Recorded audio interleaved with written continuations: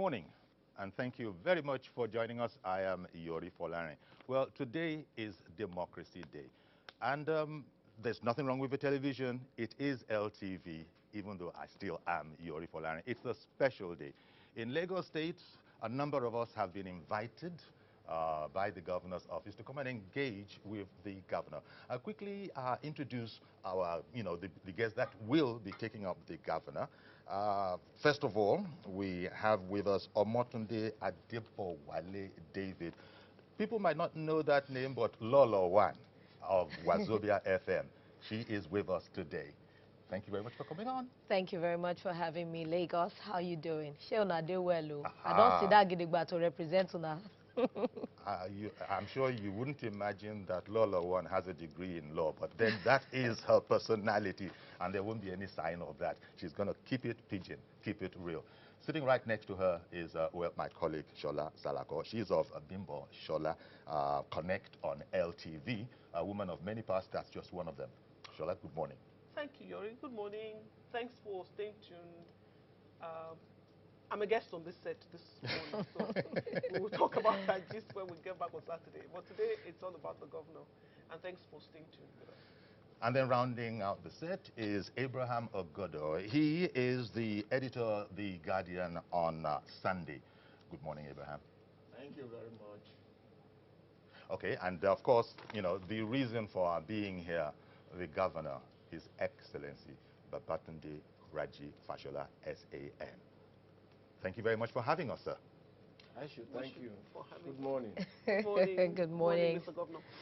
Okay, Mr. Governor, there's so many questions that we want to ask, Lagosians want to ask, but let me just ask a general one before my colleagues then take over. Let me ask about how you see the state of your contract with the people, the good people of Lagos State. This goes back to 7 years because this is your second term and you're the final year of your second term. And those promises in that contract were reiterated at your 2007 inauguration. So tell us how you assess the state of your contract with the people of Lagos State. Well, for me, it's a continuing work in progress. The demands haven't stopped, and they did not remain fixed 7 years ago. So it's a continuing work in progress. As the center of excellence, we must continue to push the boundaries and the frontiers.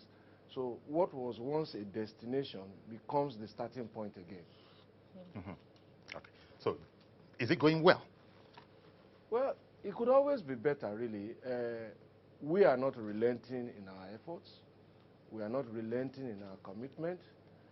We have another 364 days and a few hours to go, and we're going to push it right to the wire. Okay.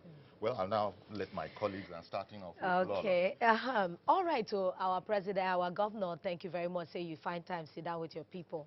One of the things that where they worry Lagosians now, the issue of security. Everybody they fear.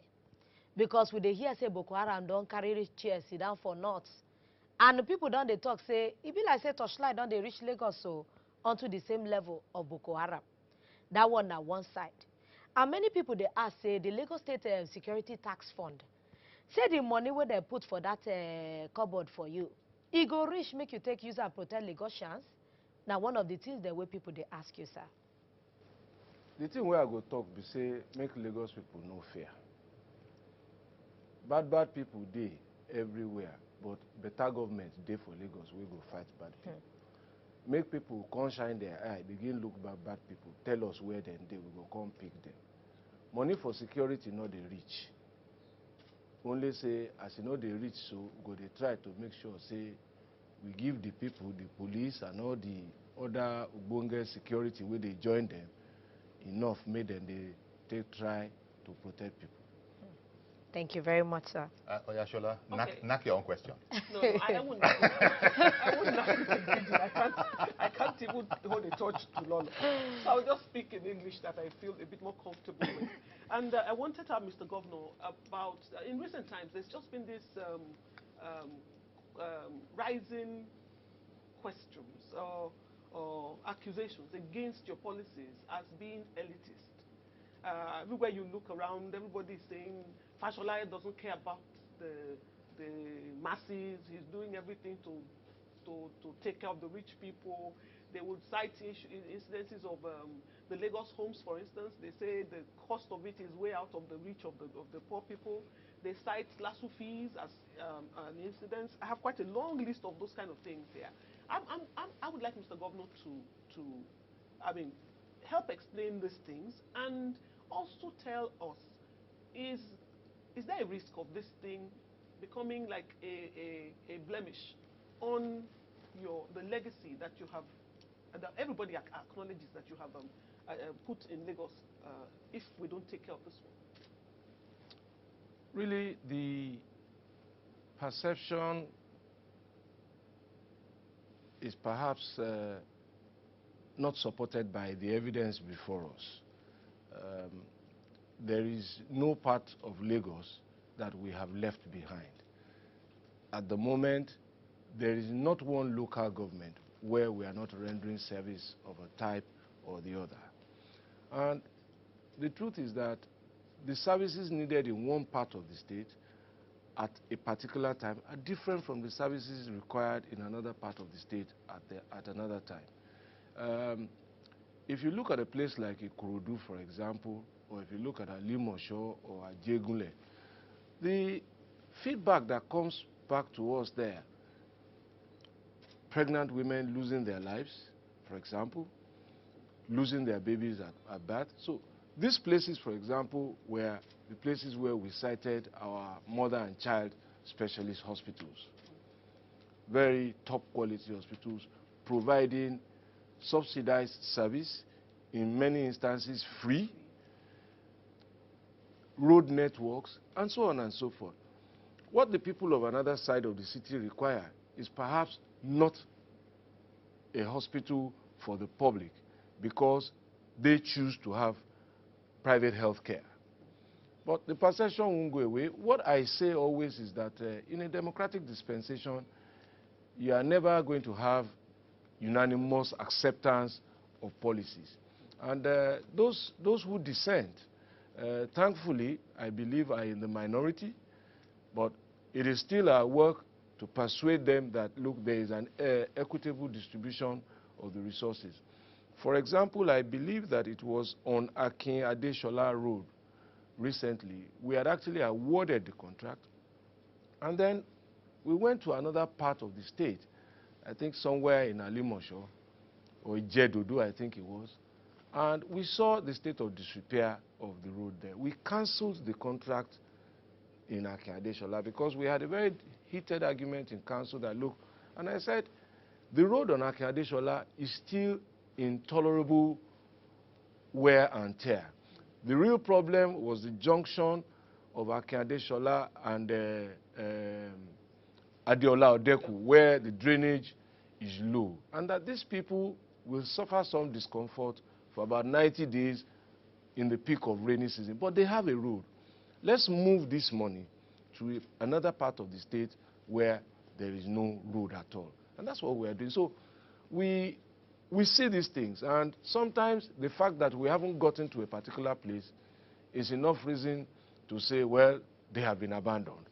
And what they don't tell the public too in some of these cases is that we have a lot of court actions initiated by citizens. So there is no, the ownership in some parts of the state for government service and project is not quite the same in some other parts of the state. Now, we were trying to build pedestrian bridges for school children to prevent them from being run down along Ipaja Road. Somebody took us to court that the bridge will be looking into his compound. Oh. No, so we've stopped until the case is decided. So these are some of the things. In, I think, Agor Palace Way or Kota area, we were in court for almost a year when contractors had mobilized to site, and we had to pay compensations in the region of about 40 million naira to settle out of court to provide a road. Now, all of this add up to delays, they add up to influencing those perceptions. But truth be told, as I said, there's no part of the state. Some people who even say that we have left the poor behind don't know some of the very vulnerable parts of the state. If I mention places like Agility, Maidan, Eleron, I doubt if people even know that they are in Lagos, but we are working there. Where are those places? So those are the places, and those people know that we are serving them. The real perception builders only have a route 1, route to the airport, and that's all they know. They don't know Lagos. And the real people we serve know that we are providing service for them. Can I? Please. Okay. You really need to address the LASU fees because I have loads of questions. Okay. Now, look, listen. I've retold this story, and I think that if I take the time to do so, we may miss the content of the purpose of today. Where we are at the moment, I was on YORI's program to speak about LASU for 1 hour, and the policy was one of several recommendations made by a visitation council inaugurated at the instance of the students in a petition to the House of Assembly. There were so many recommendations that were made, many of which we accepted. So it is the school fees that have become vexatious, as it were. And what we've done is that we looked across federal, state, and private schools and tried to stay somewhere in the middle. We also decided that it was not going to affect sitting students and that it was new intakes that were going to be affected by the new regime. That was 3 years ago. It's a 3-year-old policy. So, and in addition to that, we decided that there may be students who qualify, who are indigent, and that we were not going to leave any such child behind. And as a result of that, we increased our budget for scholarships and bursaries from about 700 million 3 years ago to about 1.2, 1.3 billion in order to ensure that no child was left behind. Because we felt that there wasn't enough convergence of the universal learning. We had begun to see LASU as a school only for children of the poor. For me, that is a very dangerous thing to do. A university where children of the rich and poor can't sit together. The rich are taking their children to private schools. It's a time bomb for the future. They may not see it now.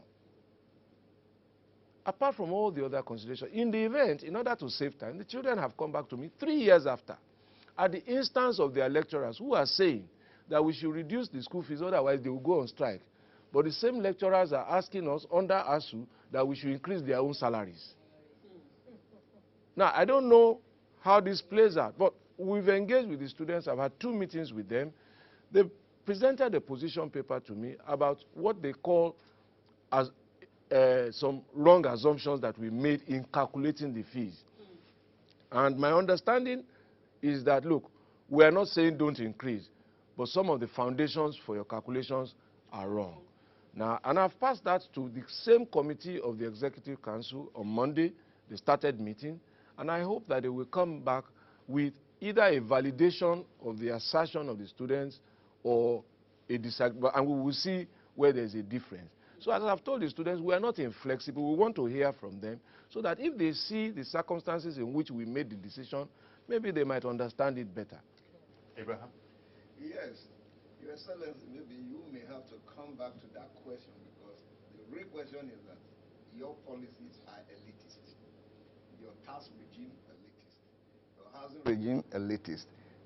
School education policy, elitist. I hope that is the import of your question. Yes. But let me just take you on the environment. It's one of the things you're going to leave behind, a beautiful Lagos environment. To others, it's a facade that you've not done enough. It has not gone down to really make Lagos a beautiful place. And just an aspect of it we're going to take is this menace of tankers drivers. Like the airport Apapa route is taken over completely.